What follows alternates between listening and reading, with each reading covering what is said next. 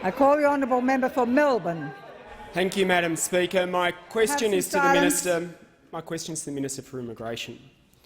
A young man, Reza Berati, came to our shores seeking our help. While in this government's care, he was beaten to death. Why can't you guarantee the safety of people in your care? And do you accept any responsibility for Reza Berati's death? I call the Honourable Minister for Immigration and Border Protection. Thank you, Madam Speaker, and I thank the member for his question. As he will be aware, I have just released the Cornell report, which goes into the full account, as best as able to be determined, about what happened on that terrible and tragic night.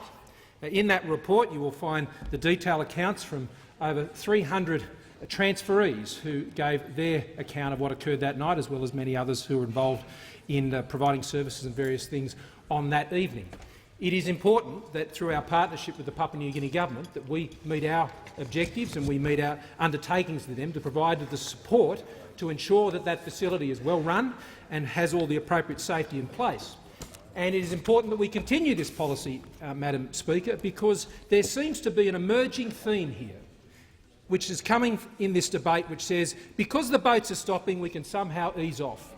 And it's time that we maybe should relax the policies. Well, Madam Speaker, that's exactly the sort of thinking that I know that comes from the Greens and from many of those opposite, which led to the Howard government's measures being taken away in the first place and led to 50,000 people arriving on over 800 boats. It led to almost 1,200 deaths at sea that are not occurring now, because this government had the backbone to put in place the border protection policies that are saving thousands of lives. Now, the member for the Greens, Madam Speaker, may not know that on the 4th of September last year, a young man, an asylum seeker who was released into the community under the policies favoured by the Greens, was stabbed to death in his apartment by another asylum seeker, allegedly.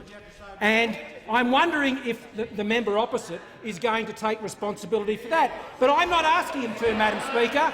I'm not asking him to do that, as he has sought to imply that to this government today. This government, Madam Speaker, has taken the decisions that we needed to take on our borders that those opposite did not have the guts to do, that did not have the wit to do, that did not have the will to do. And as a result, Madam Speaker, it was cost, it was chaos and it was tragedy. And that's what occurred, Madam Speaker, under the watch of those opposite, ably supported and encouraged and pushed on by the Greens to drive them into the policies, Madam Speaker, that led to the carnage that occurred on their watch. And, Madam Speaker, I'd encourage everyone in this parliament to look at the report that we have released. And what you will see in there, Madam Speaker, was a policy that was announced by the previous government, to which they were dragged kicking and screaming, and their implementation, as always, was just never up to the job.